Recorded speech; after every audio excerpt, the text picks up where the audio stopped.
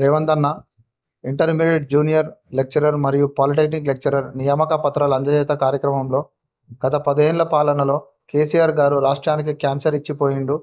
బాహర్ share అని అందరు పరేషానే అన్నారు. సరే, నిజమే అనుకుందాం. రేవంత్ అన్న ప్రభుత్వం తానా రూపాయి మిగులుతలేదు. సరే, ఉద్యోగ ఉపాధ్యాయులకు కేవలం డిఏ మరియు పిఆర్సీ బకాయిల సమస్య. కానీ జీవో 317 వలన నష్టపోయిన ఉద్యోగ ఉపాధ్యాయులకు డిఏ పిఆర్సీలతో పాటు ఇళ్లకు ఊర్లకు దూరమై తల్లిదండ్రులు ఒక దగ్గర, పిల్లలు ఒక దగ్గర మానసికంగా, శారీరకంగా, ఆర్థికంగా, నైతికంగా గత 3 ఏళ్ల నుండి బాధపడుతూ, రోధిస్తూ, సచ్చుకుంటూ విధులు నిర్వహిస్తున్నారు. మీకు తెలియదా?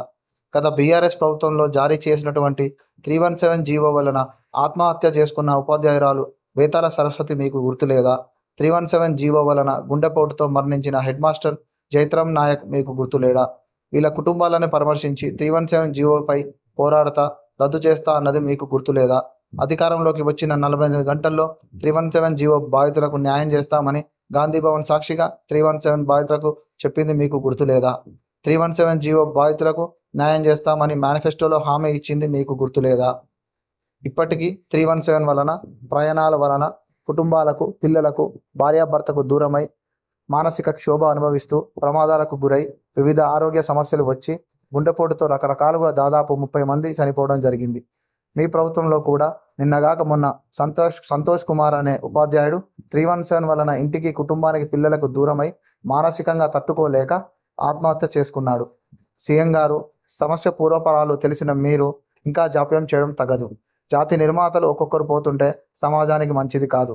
మిమ్మల్ని అధికారంలోకి తెచ్చాము, మమ్మల్ని మా జిల్లాలకు సత్వరం పంపండి.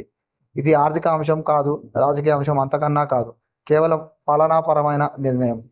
ఇప్పటికైనా పైసా ఖర్చు లేని 317 జీవో సమస్య వెంటనే పరిష్కరించి వేల కుటుంబాలలో ఆనందాలు నింపి అందరి దీవెనలతో, ఓట్లతో కాంగ్రెస్ పార్టీ కలకాలం అధికారంలో ఉండి ఉద్యోగులకు, ప్రజలకు, విద్యార్థులకు మేలు చేయాలని ఆకాంక్షిస్తూ 317 జీవో బాధిత ఉద్యోగ ఉపాధ్యాయుల కుటుంబాలలో ఒకడిని.